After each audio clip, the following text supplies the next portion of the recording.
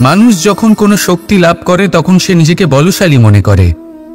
শক্তি লাভ করলেই তার মধ্যে অহংকার চলে আসে, অভিমান চলে আসে। তার কারণ হলো সে একটা সহজ কথা বুঝতেই পারে না। এই সব যা হচ্ছে সময়ের জন্য হচ্ছে। সময়ের থেকে বেশি বলশালী আর কেউ নেই। এই সময়ের জন্যই রাবণ ভক্তি দ্বারা কৈলাস পর্বত তুলে নিয়েছিলেন। আবার সেই সময়ের জন্যই, সেই কারণেই রাবণকে বধ হতে হলো। তার সাথে সাথে রাক্ষস কুলও ধ্বংস হয়েছিল এবং লঙ্কাও ভস্ম হয়ে গেছিল। দেখতে গেলে জন্ম থেকে মৃত্যু পর্যন্ত এই যে সময়, সেটাই হলো জীবন। কিন্তু তার মধ্যেও যা সময় আসে কোনো কারণেই আসে। সেই সময় আমরা যাপন করে কিছু শিখতে পারি। তাই আজ যে সময় আপনার হাতের কাছে আছে তাকে মুষ্টিবদ্ধ করে রাখুন, তাকে সামলে রাখুন, তাকে সংযত করে রাখুন, অনুভব করুন, তার থেকে কিছু শিখুন। তাকে কোনোভাবেই ব্যর্থ হতে দেবেন না। আর এটা জেনে রাখুন যে ভবিষ্যতে যা কিছু হতে পারে, যা কিছু হতে চলেছে, সেটা না আপনি জানেন আর না তা আপনার বশে রয়েছে। সেই জন্য আজ অহংকার বা অভিমান করে নিজের ভবিষ্যতের ক্ষতি করবেন না, সেই অনর্থ ঘটাবেন না। এটাই হলো সময়ের অর্থ। আসুন আমার সাথে ভালোবেসে বলুন, রাধা রাধা। খুব বড় একটা প্রশ্ন করতে চলেছি। এই সংসারের সব থেকে বেশি সুখী কে? এবার কেউ বলবে সেই ব্যক্তি যিনি সব থেকে বেশি ধনী, যার কাছে সব থেকে বেশি ধন আছে, আভূষণ আছে, স্বর্ণ আছে। কেউ বলবেন কোনো রাজ্যের রাজা, কারণ তিনি শাসন করতে পারেন, তার আদেশ ছাড়া কোনো কাজ সম্ভব নয়, ইত্যাদি ইত্যাদি। এর উত্তর যদি আমি দিই তাহলে এটুকুই বলবো, সংসারের সব থেকে সুখী ব্যক্তি হলেন তিনি যিনি সন্তুষ্ট। তার কাছে সন্তোষরূপী ধন আছে যা তাকে সুখী রাখে। এবার এই সন্তুষ্টি সেটা কিভাবে আসে জীবনে? এটা আসে ধৈর্যের কারণে। ধৈর্যের এই অনুভূতি অত্যন্ত শক্তিশালী। এই ধৈর্যই কিন্তু আমাদের ধরিত্রীকে ধরিত্রী মাতা করে তোলে। কারণ ধরিত্রী মাতা ধারণ করেন, সহ্য করেন, ধৈর্য ধরেন এবং নিজের কর্ম করতে থাকেন। সেটা ধৈর্যই ছিল মাতা সীতার মধ্যে, যা রাবণের অন্ত করে দিল। এই ধৈর্যের কারণেই নারায়ণ কূর্ম অবতার ধারণ করেছিলেন, বড় একটা পর্বতকে পৃষ্ঠে ধারণ করেছিলেন এবং সমুদ্র মন্থনকে সম্ভব করেছিলেন। সেই জন্য সর্বপ্রথম মনের মধ্যে ধৈর্যকে নিয়ে আসুন। এই ধৈর্যই আপনাকে সন্তুষ্টির পথে নিয়ে যাবে, আর এই সন্তুষ্টি আপনাকে লোভ, মোহ এবং লালসার পথ থেকে দূরে নিয়ে সুখের পথে নিয়ে যাবে। আর তখন এই মন প্রসন্ন হয়ে বলবে, রাধা রাধা। মানুষ চিরকাল বড় মানুষ হয়ে উঠতে চায়, সবসময় সেই নিয়ে কল্পনা করে। কিন্তু প্রশ্ন হলো এটাই যে মানুষ বড় কখন হতে পারে? যখন সে ধনী হয়ে ওঠে, নাকি যখন তার কাছে সম্মান থাকে, নাকি যখন রূপবান হয় বা অধিক শক্তিশালী হয়? মানুষ বড় মানুষ তখনই হতে পারে যখন বিপদের সময় সে অন্য কোনো মানুষের পাশে এসে দাঁড়ায়। তাই সর্বপ্রথম এটা শিখুন। হয়তো এই জন্যই হনুমান শ্রীরামের কাছে এতটা বড়, আর হয়তো এই জন্যই বলরাম দাদা আমার কাছে এত বড়। যদি আপনিও জীবনে বড় হয়ে উঠতে চান, তাহলে কারোর সাথে তার দুঃখের সময়, তার সংকটের সময় তাকে সঙ্গ দিন আর পাশে এসে দাঁড়ান। এই মন প্রসন্ন হয়ে বলবে, রাধা রাধা। আমাদের জীবনে আমরা যখনই এমন কোনো মানুষের সাথে পরিচিত হই যে বয়সে, পদে এবং আর্থিক দিক থেকে আমাদের থেকে পিছিয়ে, তখন আমরা সবাই খুব হীন নজরে তাদের দিকে দেখি। মনেই করি না যে সেই ব্যক্তির নিজস্ব একটা অস্তিত্ব রয়েছে, তার নিজেরও একটা মাহাত্ম্য রয়েছে। আমাদের মনেই হয় না যে আমাদের সামনে দাঁড়িয়ে থাকার যোগ্যতা আছে তাদের। চলুন আপনাকে একটা প্রশ্ন করি, শূন্যের নিজস্ব মূল্য কোথায়? আপনি বলবেন কিছুই না। শূন্যের আবার নিজস্ব মূল্য কোথায়? কিন্তু যখন এই শূন্যই কোনো সংখ্যার সাথে এসে যুক্ত হয়ে যায়, কোনো অঙ্কের সাথে এসে যুক্ত হয়ে যায়, তখন তার মূল্য অনেক গুণ বৃদ্ধি পায়। অর্থাৎ এই শূন্যের মূল্য অবশ্যই আছে। আর আমাদের জীবনেও এমন কিছু ব্যক্তি থাকেন, তাদের দেখে মনে হয় যে এদের কোনো মূল্যই নেই, কিন্তু যখন এই ব্যক্তি কারোর সাথে এসে জুড়ে যান তখন তার মূল্য সেই ব্যক্তির বৃদ্ধি ঘটায়। এই সংসারে এমন কোনো ব্যক্তি নেই যার কোনো মূল্য নেই। যদি আমরা ধনুকের কথা বলি তাহলে তার জন্য একটি দড়ির প্রয়োজন হয়, যেটি প্রত্যঞ্চা হিসেবে ব্যবহৃত হয়। যদি প্রত্যঞ্চা না থাকে তাহলে ধনুকের কোনো মূল্যই থাকে না। যদি প্রত্যঞ্চা না থাকে তাহলে ধনুকের অস্তিত্ব অসম্পূর্ণ থেকে যায়। এই সংসারে যে কোনো ব্যক্তি হোক বা যে কোনো বস্তু হোক, প্রত্যেকের নিজস্ব একটি মূল্য আছে। তার সম্মান করুন, সামনে অগ্রসর হন, আর আমার সাথে ভালোবেসে বলুন রাধা রাধা। যদি আপনি নিজের জীবনে প্রকৃত বন্ধু নির্বাচন করতে চান তাহলে তার আগে দর্পণ আর ছায়া এই দুইয়ের বিশেষত্বর বিষয়ে জানাটা অত্যন্ত প্রয়োজনীয়। দর্পণ কি করে থাকে? যখনই আপনি দর্পণের দিকে তাকাবেন ও শুধুমাত্র আপনাকে সত্যের সাথে অবগত করাবে, ও আপনাকে কখনো মিথ্যে বলবে না। সেখানেই যদি ছায়ার কথা বলি তাহলে দেখুন ছায়া কি করে, সব সময় আপনার সাথে থাকে, কখনো আপনার সঙ্গ ত্যাগ করে না।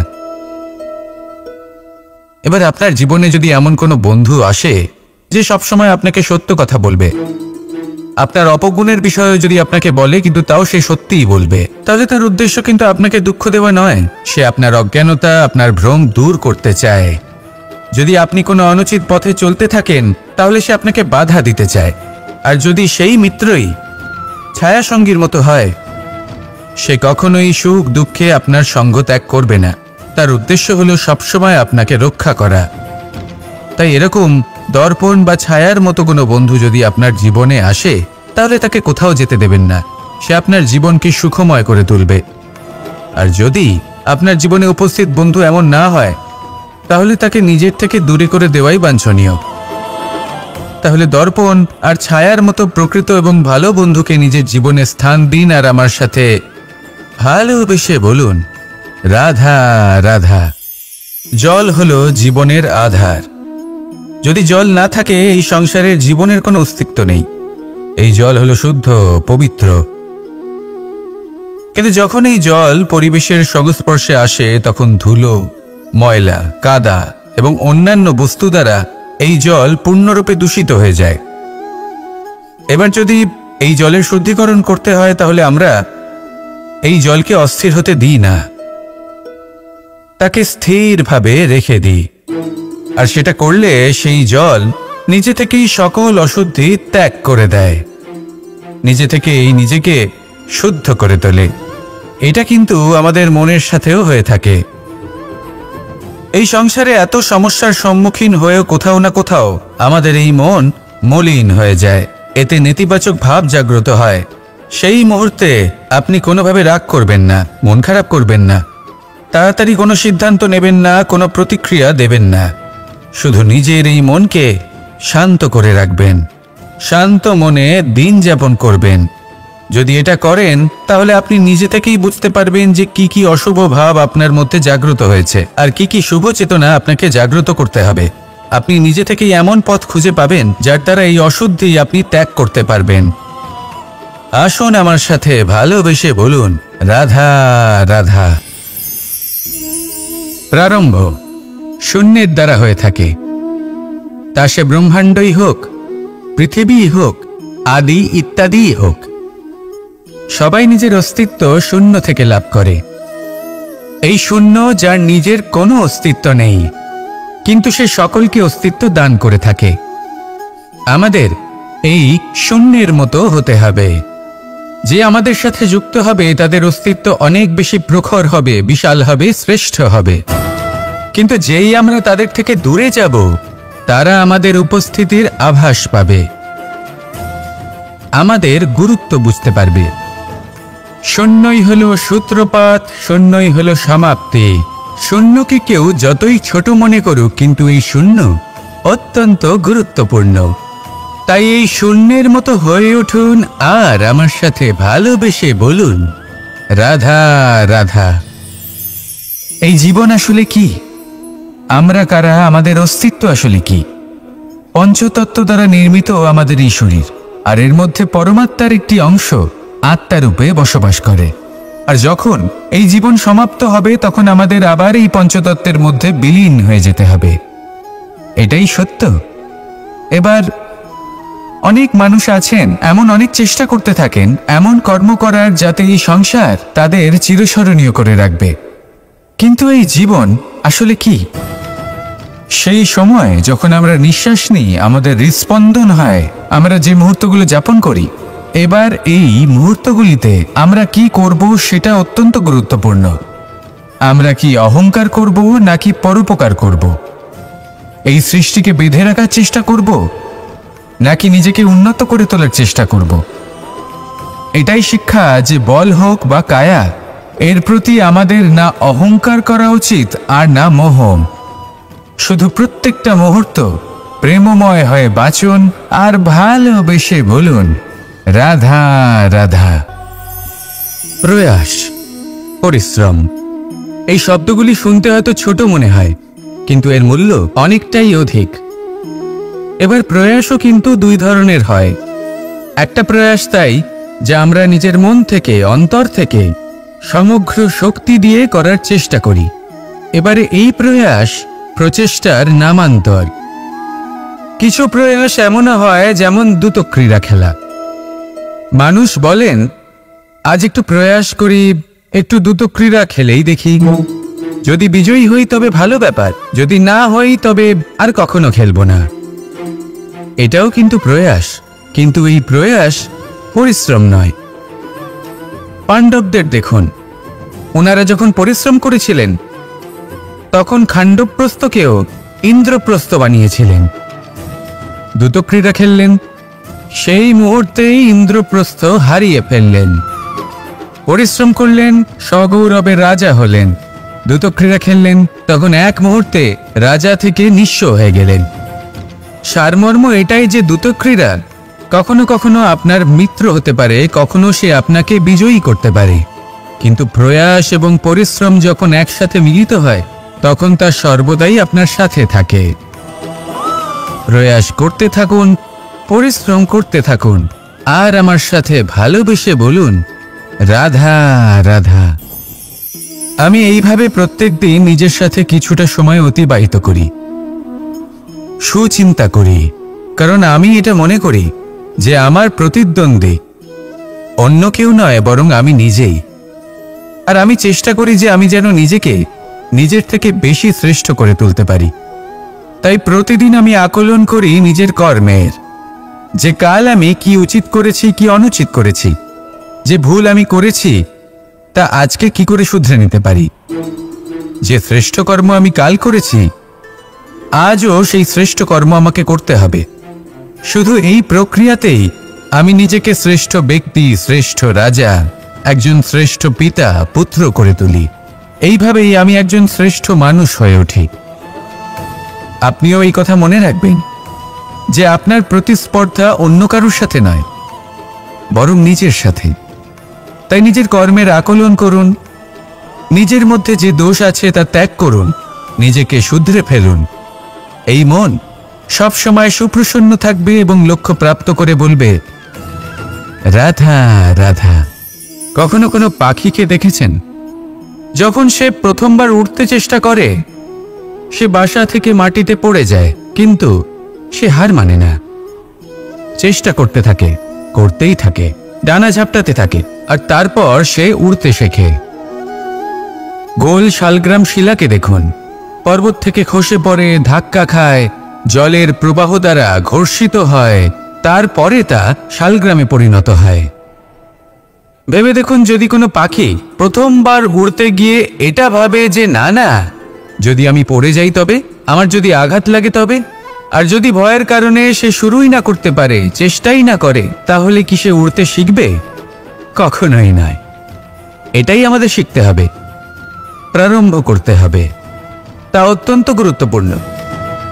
যখন আমরা কিছু শুরু করি তখন ভয় করে, কিন্তু যদি এটা না করেন জীবনে কখনো সামনে এগোতেই পারবেন না।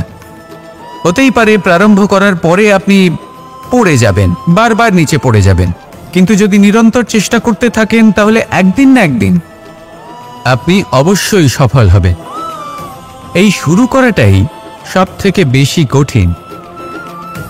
এর দ্বারা ভয়ভীত হবেন না। আসুন আর আমার সাথে ভালোবেসে বলুন, রাধা রাধা। এই সংসারে নির্মাণের বিষয়ে জ্ঞান লাভ করার পূর্বে ধ্বংসের বিজ্ঞান বুঝে নেওয়াও খুব প্রয়োজনীয়। যখনই আমরা ব্যায়াম করি তখন কি হয়?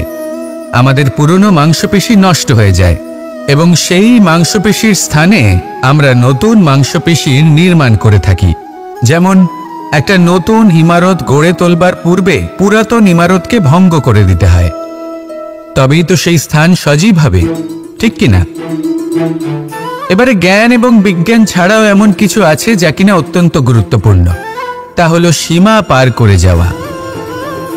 এই যে সীমা, এই যে নিয়ম, তা মানুষের জন্যই বানানো, তাকে নিয়ন্ত্রণ করার জন্য তৈরি করা হয়েছে। এমন অনেক সীমা, এমন অনেক নিয়ম মানুষের জন্য অত্যন্ত মঙ্গলকারী। কিন্তু কিছু এমন সীমা আছে, কিছু এমন নিয়ম আছে যা মানুষের লঙ্ঘন করে যাওয়া অতি আবশ্যক। যতক্ষণ না এই সীমা লঙ্ঘন করছেন, নিজের নতুন অস্তিত্বকে খুঁজেই পাবেন না, সেই স্থানে পৌঁছতেই পারবেন না যেখানে সংসার তাকে চিরস্মরণীয় করে রাখবে। সেই জন্য জীবনে যাই করবেন, সীমা অতিক্রম করে যান। যদি পরিশ্রম করেন তাহলে সীমা অতিক্রম করে পরিশ্রম করুন। যদি লক্ষ্যের দিকে অগ্রসর হন তাহলে সীমা অতিক্রম করে অগ্রসর হন। কোনো সীমারেখা যাতে না থাকে, সেই সর্বোচ্চ স্থান দেখুন এবং অগ্রসর হন। এই সংসারে অগ্রসর হওয়ার জন্য এই সীমারেখা বুঝে নেওয়া এবং তা অতিক্রম করার জ্ঞান লাভ করা প্রয়োজনীয়। আসুন আমার সাথে ভালোবেসে বলুন, রাধা রাধা। জ্যোতিষ একটা বিদ্যা, এ হলো একটা বিজ্ঞান। যে নক্ষত্র দশায় আপনি জন্মগ্রহণ করেছেন, যে স্থানে আপনার জন্ম হয়েছে, এগুলো আপনার জীবনের দিশা স্থির করার ক্ষেত্রে গুরুত্বপূর্ণ ভূমিকা পালন করে। কিন্তু যে রাশিতে আপনি জন্ম নিয়েছেন আর আপনার যা নাম স্থির হয়েছে, সেটা আপনার ভবিষ্যৎ নির্ধারণ করবে তা আবশ্যক নয়। রা দিয়ে রাম এবং রা দিয়ে রাবণ, এই দুজনের রাশি সমান ছিল, কিন্তু একজন নিজের শক্তির দুর্ব্যবহার করলেন। স্বর্ণ লঙ্কার অধিপতি রাবণ, চতুর্দিকে বিজয়ী হওয়া সেই ব্যক্তি নিজের পতনের সম্মুখীন হলেন। শ্রীরাম রাবণকে বধ করলেন। শ্রীরাম, যিনি নিজের কর্ম দ্বারা, নিজের পরিশ্রম দ্বারা ঈশ্বর উপাধি লাভ করেছিলেন, 14 বছরের বনবাস ভোগ করলেন, আর যখন বিপদে পড়লেন তখনও নিজের রাজ্যের সাহায্য নিলেন না। বনের মধ্যে নিজে বানর এবং ভাল্লুকদের নিয়ে একটি সেনাবাহিনী গড়ে তুললেন এবং রাবণকে তার কুকর্মের শাস্তি দিলেন। তাই সর্বদা এটা মনে রাখবেন, আপনার খ্যাতি, আপনার ভবিষ্যৎ আপনার কর্ম নির্ধারণ করে, আপনার রাশি নয়। তাই সবসময় শ্রেষ্ঠ কর্ম করুন আর আমার সাথে ভালোবেসে বলুন, রাধা রাধা। প্রজাপতি দেখেছেন? কি সুন্দর হয়, তাই না? এই প্রজাপতি, ওদের দিকে তাকালে নিজের অজান্তেই নিজের মুখে হাসি ফুটে ওঠে। কিন্তু এই প্রজাপতি জন্ম থেকেই এমন দেখতে হয় না। জন্ম থেকে এদের কাছে ডানা থাকে না, এরা উড়তেও পারে না। যখন একটি প্রজাপতি জন্ম নেয় তখন প্রথমে ডিম অবস্থায় থাকে সে। আস্তে আস্তে সেই কবচ সে ভেঙে ফেলে, খুব পরিশ্রম করতে হয় তাকে। তারপর কীটের আকার ধারণ করে সে চলতে থাকে। অনেক কষ্ট সহ্য করতে হয়, অনেক পরিশ্রম করতে হয়। তারপর তার রূপ বদলে যায়, তারপরে তার ডানা গজায়, তারপরে সে উড়তে পারে। এই নিরন্তর পরিশ্রমই সাফল্যের মূল মন্ত্র হয়। কখনো কখনো প্রতিভাও কম পড়ে যায় যদি নিরন্তর পরিশ্রম না করা হয়, যদি সমর্পণের ভাব মনে না থাকে, দৃঢ় নিষ্ঠা না থাকে। আর কখনো কখনো সেই ব্যক্তি যার মধ্যে বিশেষ প্রতিভা থাকে না, সেই ব্যক্তি নিরন্তর পরিশ্রম করে, নিজের মনে সমর্পণের বোধ জাগিয়ে তোলে, দৃঢ় নিষ্ঠার সাথে কর্ম করে আর সাফল্য লাভ করে। সেই জন্য আপনি জীবনে যেখানেই পৌঁছে যান না কেন, নিরন্তর পরিশ্রম করতে থাকুন। তবেই আপনার ভবিষ্যৎ রঙিন প্রজাপতির মতন গগনচুম্বী হবে। তবেই এই সংসার আপনাকে দেখবে এবং নিজের অজান্তেই এই সংসার নিজের মুখে হাসি ফুটিয়ে তুলবে এবং এই সংসার আমার সাথে ভালোবেসে বলবে, রাধা রাধা। আপনি কখনো কাউকে পর্বতে আরোহণ করতে দেখেছেন? বা আপনি কখনো নিজে কোনো পর্বতে আরোহণ করেছেন? করে থাকলে আপনি এই বিষয়ে অবশ্যই জানবেন যে যখন আমরা শিখরের দিকে এগোই, ওপরের দিকে এগিয়ে চলি, তখন আমাদের একটু ঝুঁকে পথ চলতে হয়। তখনই আমরা সেই পর্বত আরোহণ করতে পারি। কিন্তু যে ব্যক্তি নিচের দিকে ফিরে আসছেন, তিনি কিন্তু ঝুঁকে চলেন না, তিনি দৃঢ়ভাবে সোজা হয়ে নিচে নামেন। এই ভারসাম্য বজায় রাখার এই খেলাতে সংসারের একটা সার লুকিয়ে রয়েছে। যদি আপনিও জীবনে উঁচুতে উঠতে চান, শিখরে পৌঁছতে চান, তাহলে আপনাকেও নত হয়ে, বিনম্র হয়ে সামনে এগোতে হবে। সেখানে যদি আপনি বুক চিতিয়ে উদ্ধতভাবে অহংকার বোধ নিয়ে চলতে থাকেন, সেখান থেকেই আপনাকে নিচে নামতে হবে। কোনো ব্যক্তি তার বিনম্র স্বভাব দেখেই বোঝা যায় যে সেই ব্যক্তি সাফল্যের শিখর দেশে আরোহণ করছে নাকি নিচে তথা খাদের দিকে যাত্রা করছে। তাই সবসময় বিনম্র থাকুন, শ্রেষ্ঠ কর্ম করুন, পরিশ্রম করুন, আর আমার সাথে ভালোবেসে বলুন রাধা রাধা। কর্ণ, সূর্যপুত্র কর্ণ, স্বয়ং সূর্যের পুত্র, দেবী কুন্তীর প্রথম পুত্র। সেই কর্ণ যার একটি বাণ আমার রথকে, সেই রথ যার উপর মহাবলী অর্জুন বিরাজমান ছিলেন, যার পতাকায় স্বয়ং হনুমান ছিলেন, সেই রথকে তার একটি বাণ ধসিয়ে দিতে পেরেছিল। দৈব কবচ কুণ্ডলধারী কর্ণ, সেই কর্ণ যুদ্ধক্ষেত্রে নিজের সমাপ্তির সম্মুখীন হলেন। কারণ কি ছিল? নির্বাচন। দুর্যোধনের সাথে বন্ধুত্ব রাখার জন্য তার অনুচিত কর্মে কোনোদিন কোনো প্রতিবাদ করেননি, তাকে সঙ্গ দিয়েছেন এই নির্বাচন। যখন দ্রৌপদীর বস্ত্রহরণ হচ্ছিল, তখন তাকে বাধা দেওয়ার বদলে নীরব থাকার নির্বাচন, তার বিরোধিতা কখনো না করার নির্বাচন। এই নির্বাচনই কারণ হয়ে দাঁড়ালো কর্ণের পতনে।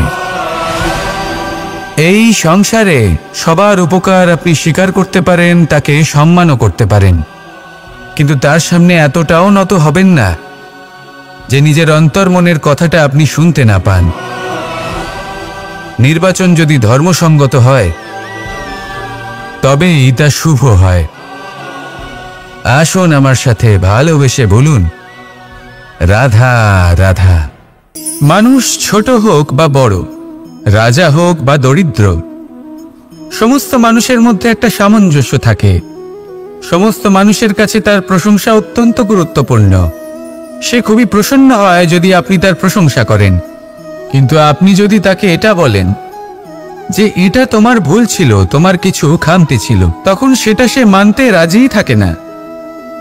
সব মানুষ এটা শুনতে পছন্দ করে যে সে যেটা করেছে সেটাই সর্বোত্তম। এবার আমি আপনাকে একটা কথা বলি, এই হলো নিন্দা, এই হলো প্রশংসা, আর এই হলো সত্য, যা সবার থেকে উচ্চস্থানীয়। সেই জন্য মানুষ আয়না দেখে। আয়না তাকে তার সৌন্দর্য দেখায় না, তাকে দেখায় যা সত্য, যাতে মানুষ আরো সুন্দর হওয়ার চেষ্টা করতে থাকে। তাই আয়না অত্যন্ত গুরুত্বপূর্ণ সত্যকে জানার জন্য। জীবনে নিন্দুকের মাহাত্ম্য প্রশংসকের মাহাত্ম্যের থেকে অনেক বেশি। কেন? কারণ তারা আপনাকে আপনার খামতি দেখায়, আপনার ভুলগুলো বুঝিয়ে দেয়, আপনাকে একটা সুযোগ দেয় নিজেকে শুধরে নিতে, নিজেকে আরো শ্রেষ্ঠ করে তুলতে, যা প্রশংসক করতে পারে না। তাই জীবনে যদি কখনো নিন্দা করা হয়, তাকে ভালোবেসে গ্রহণ করুন, ধন্যাত্মক রূপে গ্রহণ করুন। যদি নিজেকে কোনো শিক্ষা দেওয়া সম্ভব হয় তাহলে অবশ্যই দিন। দেখবেন মন প্রসন্ন হয়ে বলবে রাধা রাধা। জীবনে কখনো সাফল্য আসে, আবার কখনো অসফলতা, কখনো আশা পাওয়া যায়, কখনো নিরাশা, কখনো জয় লাভ করি, আবার কখনো পরাজয়। এর পেছনের কারণটা জানা অত্যন্ত প্রয়োজনীয়।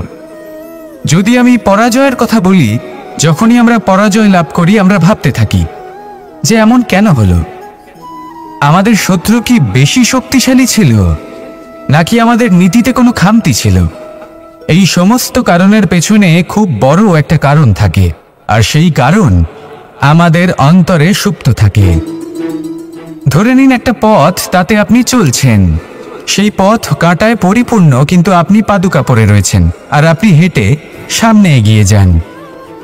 এবার এমন একটা পথ এলো যা পুষ্পে ঢাকা, আর আপনি পাদুকা পরে রয়েছেন, কিন্তু আপনার পাদুকাতে একটা পাথর আটকে গেল। তখন দু পা হাঁটাও খুব কঠিন হয়ে পড়ে। এই সংসারের যে কোনো শক্তি আপনাকে পরাস্ত করার পূর্বে আপনি জানেন কি আপনাকে পরাস্ত করতে পারে? আপনার অন্তরের দুর্বলতা, আপনার অন্তরের সেই সুপ্ত শত্রু। আর সেই জন্য ইতিবাচক মনোভাব গুরুত্বপূর্ণ হয়ে পড়ে। ভালো মানুষদের সাথে থাকুন, সৎসঙ্গে থাকুন, বন্ধুত্ব করুন, ভালোবাসুন। এই ভালোবাসা এত শক্তিশালী এক অস্ত্র যাকে ব্রহ্মাস্ত্র পরাস্ত করতে পারে না। এই সমস্যারূপী পাথর কিছুই নয়। আসুন আমার সাথে ভালোবেসে বলুন, রাধা রাধা। মানুষের দুটো রূপ রয়েছে। এক, আমাদের এই মুখ, যা শুধুই চোখে দেখা যায়। আর দ্বিতীয়, আমাদের এই মন, যা শুধুমাত্র অন্তরাত্মা দ্বারা দেখা যায়। এবার আমাদের এই মুখ, তা ঈশ্বর সকলকেই আগে থেকেই প্রদান করেছেন। কিন্তু এই মন কেমন হবে তা আমাদের জীবনের অনুভূতি এবং আমাদের জীবনের লক্ষ্য এগুলি সুনিশ্চিত করে। অর্থাৎ নেত্র দিয়ে দেখা যায় আমাদের এই মুখ, তা শুধুই এই কারণে প্রয়োজন যাতে সংসার আমাদের দেখতে পায়, আমাদের চিনতে পারে। কিন্তু যদি এই সংসারে আপনি প্রকৃত অর্থে মান সম্মান লাভ করতে চান, তাহলে নিজের অন্তরাত্মাকে আপনাকে বিকশিত করতেই হবে।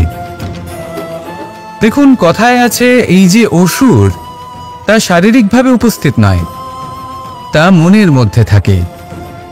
যদি এই মন থেকে অসুরকে বের করে দেওয়া যায়, তাহলে শরীরে তা উপস্থিত থাকবেই না। তাই মনকে শুদ্ধ করুন আর আমার সাথে ভালোবেসে বলুন, রাধা রাধা। মানুষ যখনই একে অপরের সামনে নিজেদের হৃদয়ের ভাবনা প্রকাশ করে, তখন এক অত্যন্ত প্রভাবশালী মাধ্যম তারা ব্যবহার করে, যাকে ভাষা বলা হয়। এবার আমি দেখেছি যে একজন মানুষ অনেকগুলো ভাষাতেই নিপুণ। আমি এটাও দেখেছি যে মানুষ অনেকগুলো ভাষায় কথা বলে, কখনো কখনো অনেক ভাষা মিলিত করে তার প্রয়োগ করে, উচিত প্রকারে তাকে ব্যবহার করে না, না সেটাকে সম্মান করে, আর না ভাষাকে শুদ্ধ রাখে। আর এটা হলো অনুচিত। যদি ভাষাকে শুদ্ধ রাখেন, তাহলে ভাষা আপনার চরিত্রকে শুদ্ধ রাখবে, তা আপনার একাগ্রতা বাড়িয়ে তুলবে। এই প্রত্যেক ধ্বনিকে অনুভব করে যদি আপনি শব্দের উচ্চারণ করেন, ভাষাকে প্রয়োগ করেন, তাহলে আপনিও আনন্দ পাবেন, আর যিনি শুনছেন সেই ব্যক্তির কানেও মধুর শব্দ বাজবে। তাই মনে রাখবেন, যে ব্যক্তি ভাষার পবিত্রতাকে সম্মান করে, তাকে সংসারও সম্মান করে। ভাষাকে শুদ্ধ এবং পবিত্র রাখুন, তাহলে ভাষা আপনার চরিত্রকেও শুদ্ধ এবং পবিত্র রাখবে। আর এই মন সুপ্রসন্ন হয়ে বলবে, রাধা রাধা। এ হলো রামায়ণের সময়কালের কথা। সেতু নির্মাণ করার কাজ চলছিল। সমস্ত বানর সেনা এই কাজে নিযুক্ত হয়েছিলেন। বড় বড় পাথর তুলে নিয়ে এই বানর সেনা সমুদ্রে ফেলছিলেন। এই কাজ চলছিল। এমন সময় ছোট্ট একটা কাঠবিড়ালি এলো। ছোট ছোট মাটির ডেলা হাতে নিয়ে সাগরের কাছে যাচ্ছিল, আর বড় বড় পাথরের পাশে রেখে দিচ্ছিল। যথাসম্ভব সেখানে রেখে আসছিল। সারা দিন ধরে সে এই পরিশ্রম করেই যাচ্ছিল। এবার শ্রীরাম তার এই কাজ দেখতে পেলেন। সেই ছোট্ট কাঠবিড়ালিটিকে নিজের হাতে তুলে নিলেন এবং অত্যন্ত ভালোবেসে তার পিঠে হাত বুলিয়ে দিলেন। কথায় আছে যে কাঠবিড়ালির পিঠে যে দাগ আছে, সেই 3টি দাগ এসেছে শ্রীরামচন্দ্রের 3 আঙুলের থেকে। যে কাজ আপনি করছেন তাতে সমস্ত শক্তি প্রয়োগ করুন, যতটা আপনার সামর্থ্য রয়েছে। যতটা আপনার প্রতিভা রয়েছে সম্পূর্ণভাবে উৎসর্গ করে দিন। ঠিক এমনভাবে কর্ম করুন। সেই কাঠবিড়ালি কিন্তু তাই করেছিল। সেই জন্য শ্রীরামের সাথে সেও সেই কাহিনীতে অমর হয়ে গেছিল। সম্পূর্ণ শক্তি প্রয়োগ করুন, সম্পূর্ণ সামর্থ্যের সাথে কর্ম করুন, কারণ এটাই হলো শ্রেষ্ঠ পথ কোনো কর্ম করার। আসুন আমার সাথে ভালোবেসে বলুন, রাধা রাধা। এই সংসারে যখন সাফল্যের পথে আপনি অগ্রসর হবেন, তখন আপনার পরিশ্রম, একাগ্রতা, সাহসের সাথে সাথে সমাজের মানসিকতাও সহ্য করতে হবে। প্রত্যেক ব্যক্তি কিছু না কিছু ভাবেন, কিছু না কিছু বলেন। কিছু মানুষ এমন আছেন যারা ভাববেন যে আপনি কিছুই করতে পারবেন না। তারা আপনার নিন্দা করবেন, আর এই নিন্দার কথা ভেবেই আমরা ভয়ভীত হয়ে পড়ি। সেই কারণে নিজেদের আশা, নিজেদের বিশ্বাস হারিয়ে ফেলি। এবার যদি সেই নিন্দার ভয়ে আমরা লক্ষ্যচ্যুত হই, তাহলে সেটা অনুচিত। সেই জন্য জীবনে শুধু পরিশ্রম করতে থাকুন, সামনে এগোতে থাকুন। যেই দিন আপনি আপনার লক্ষ্য লাভ করবেন, সেই প্রত্যেক ব্যক্তি যারা নিন্দা করছিলেন তাদের দৃষ্টি আপনা থেকেই পাল্টে যাবে, ঠিক কিনা? এই সংসারকে যা প্রাণ চায় তাই বলতে দিন। যদি আপনি কারোর কথা শুনতে চান, তাহলে নিজের অন্তরের কথা শুনুন। সেটাই আপনাকে উচিত পথে নিয়ে যাবে। সামনে অগ্রসর হতে থাকুন, পরিশ্রম করুন। এমন একটা দিন আসবে যেদিন এই নিন্দুক ব্যক্তিরা আপনার লক্ষ্য প্রাপ্তির উদাহরণ সবাইকে দেবে। আসুন আমার সাথে ভালোবেসে বলুন, রাধা রাধা। মানুষ সুখী জীবনযাপনের প্রতি এতটাই অভ্যস্ত হয়ে পড়ে যে একটা ছোট্ট সমস্যা এলেই সে সবার থেকে সাহায্য চাইতে শুরু করে দেয়। সে সাহায্য লাভও করে এবং সেই সংকট থেকে সে বেরিয়েও আসে। কিন্তু এই সাহায্য কিছু মুহূর্তের, আর কিছু মুহূর্তের হলো এই দুঃখ। এই দুই মুহূর্তের সাহায্যের জন্য আজীবন আপনি তার কাছে ঋণী হয়ে থাকেন। আর মানবিকতার খাতিরে আপনার মনে কৃতজ্ঞতা জেগে ওঠে। আর সেই কৃতজ্ঞতা বোধ হলো যে আপনি কখনো সেই ব্যক্তিকে ছাপিয়ে যেতেই পারবেন না। সেই জন্য জীবনে সবসময় চেষ্টা করবেন নিজেকে প্রস্তুত রাখতে সেই সব সমস্যার জন্য, সেই সব বাধার জন্য যেগুলো আপনার জীবনে আসতে পারে। ততক্ষণ সাহায্য চাইবেন না যতক্ষণ না অন্য কোনো পথ না থাকছে। সাহায্য চাওয়া অনুচিত নয়, কিন্তু সাহায্য চাইলে এবং সাহায্য পেলে আপনি আজীবন কৃতজ্ঞ এবং ঋণী হয়ে থাকবেন। আর তারপর একদিন আপনি পরিবর্তন দেখতে পাবেন যে কিভাবে আপনি ছোট ছোট সমস্যার জন্য সাহায্য না চেয়ে বড় বড় সমস্যার সম্মুখীন হতে প্রস্তুত হয়ে গেছেন। এটাই হলো সংসারের নীতি। এটাই পালন করুন আর আমার সাথে ভালোবেসে বলুন, রাধা রাধা। এমন অনেক মানুষ আছেন যারা আমাকে ভগবানের পরিভাষা জানতে চান, যে ভগবান আসলে কি, তিনি কেমন। এবার দেখুন, ভগবান হোক বা আপনার স্বপ্ন হোক বা আপনার লক্ষ্য হোক না কেন, সেই লক্ষ্য তখনই পূর্ণ হয়, তখনই তাকে লাভ করা সম্ভব যখন আপনার দৃষ্টিভঙ্গি মঙ্গলময় হয়। যখন আপনি নিজে মনে করবেন যে আমি যেটা পেতে চাইছি তা শুভ। উদাহরণস্বরূপ, কোনো পাখিকে দেখুন, সে গাছের ডালে বসে এবং সেখানেই বিশ্রাম করে, কিন্তু পড়ে না। কেন? কারণ ওর বিশ্বাস যে যে শাখার উপরে ও বসে আছে সেটাই হলো ওর বাসস্থান। যদি আপনি বিশ্বাস করেন তাহলে আপনি পাথরের মধ্যেও ভগবান দর্শন করতে পারবেন। আর যদি বিশ্বাস না থাকে, তাহলে যদি ভগবান সামনে দাঁড়িয়েও থাকে তবেও আপনার বিশ্বাস হবে না। তাই বিশ্বাস করতে শিখুন।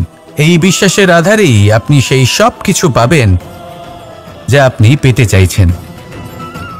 আসুন আমার সাথে ভালোবেসে বলুন, রাধা রাধা।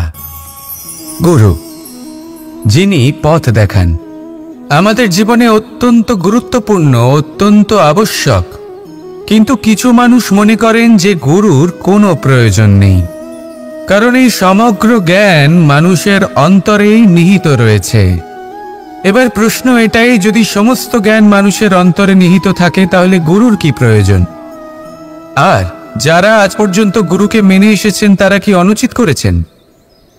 এর উত্তর আমি আপনাকে দেব একটা উদাহরণ দ্বারা।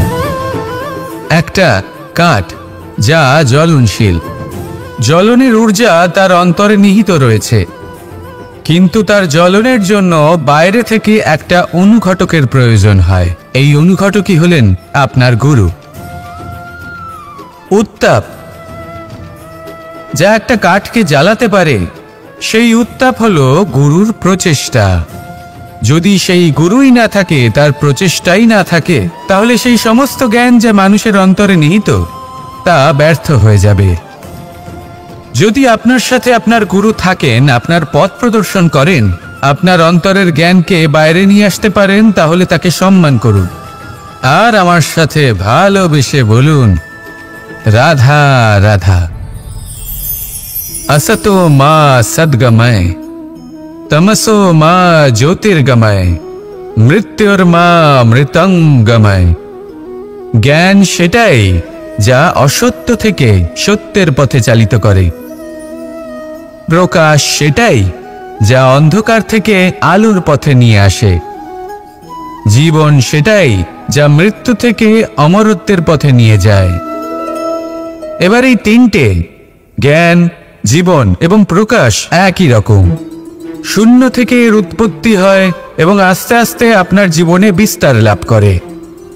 এবার আমরা এটাই ভাবি যে কেমন করে এই তিনটিকে আগলে রাখা যায়। এর উত্তর হলো, এদের আগলে রাখার প্রয়োজনই নেই, ভাগ করে দিতে হবে। কোনো বৃক্ষকেই দেখে নিন, একটি বৃক্ষ অনেক বছর ধরে বেঁচে থাকে। কেন? কারণ সে ভাগ করে দিতে জানে। সে নিজের বীজ ছড়িয়ে দেয়, এই ধরিত্রীতে দেয়, সেই বীজ যা অঙ্কুরিত হয়ে এক নতুন বৃক্ষকে জন্ম দেয়। শুধু ছড়িয়ে দিয়ে একটি বৃক্ষ জীবন দান করতে পারে। যদি কোনো ব্যক্তি জ্ঞান ছড়াতে শিখে যান, যদি প্রকাশ, আলোর কিরণ ছড়িয়ে দিতে শিখে যায়, কোনো ব্যক্তি তার জীবনের সুখ ছড়িয়ে দিতে শিখে যান, তাহলে তিনি মৃত্যুর পরও মৃত হন না। এই ভাগ করে দেওয়ার সুখটাই কিছুটা আলাদা।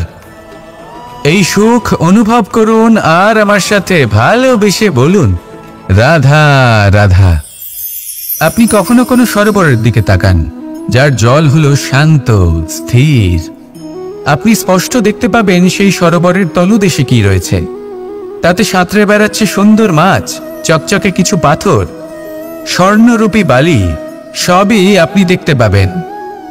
কিন্তু যখনই আপনি একটা ছোট্ট পাথর তুলে সেই জলে ছুঁড়ে ফেলবেন, তখন সেই জল বিচলিত হবে আর সেই স্পষ্টতা ন্যূনতম হয়ে যাবে। তারপর কিছুই স্পষ্টভাবে দেখা যাবে না। এই ঘটনা মানুষের সাথেও ঘটে। মানুষ যদি বিচলিত হয়ে পড়ে, তখন সে বুঝতে পারে না যে বর্তমানে কি হয়ে চলেছে আর ভবিষ্যতে কি করা উচিত। কিন্তু সেই মানুষ যদি শান্ত থাকেন, স্থির থাকেন, ধন্যাত্মক থাকেন, তাহলে নিশ্চিত রূপেই বুঝতে পারবেন যে বর্তমানে কি করতে হবে আর ভবিষ্যতে কি করতে হবে। তাই নিজের মধ্যে সেই স্থিরতা আনুন, সেই ধৈর্য ধরুন, নিজেকে শান্ত রাখুন আর সবার মধ্যে ভালোবাসা ছড়িয়ে দিন। এই মন প্রসন্ন হয়ে বলবে, রাধা রাধা। সম্পর্ক এ হলো এক বন্ধন যা আমাদের এক সূত্রে বেঁধে রাখে। কিন্তু এমন কিছু ব্যক্তি থাকেন যারা এই সম্পর্কের বিষয়ে নিজস্ব একটা ধারণা করে ফেলেন যে সম্পর্ক এরকম হওয়া উচিত, সম্পর্ক সেরকম হওয়া উচিত। আমি এই সম্পর্কের জন্য কত কিছু করেছি এই ব্যাখ্যা করতে থাকেন আর তার বদলে অনেক কিছু প্রত্যাশাও করেন। কিন্তু সত্য হলো এটাই যে সব সম্পর্ক একরকমের হয় না, কিন্তু প্রত্যেক সম্পর্কের একটা বিশেষত্ব থাকে। যেমন চোখ আর নাকের এই সম্পর্ককেই দেখুন। চোখের সব থেকে কাছে কি আছে? নাক আছে, কিন্তু এই চোখ দিয়ে এই নাককে আমরা দেখতেই পাই না। তবে কি ধরে নেব এই সম্পর্কের কোনো মূল্য নেই? এমনও নয়। ঠিক এইভাবেই যদি কোনো ব্যক্তি তার আবেগ আপনার কাছে ব্যক্ত করতে না পারে বা প্রকট করতে না পারেন বা আপনাকে বোঝাতে না পারে, তাহলে তার মানে এটা নয় যে তার সাথে আপনার সম্পর্কের তিক্ততা রয়েছে। এমনটা কখনোই নয়। শুধু চোখ আর নাকের এই সম্পর্কের মতোই হলো আমাদের জীবনে আমাদের আপনজনের সাথে সম্পর্ক। যদি কারোর ব্যবহার আপনার প্রতি অনুচিত হয়, বা যদি কেউ অনুপস্থিত থেকে থাকে বা কেউ যদি আপনাকে বুঝতে না পারেন,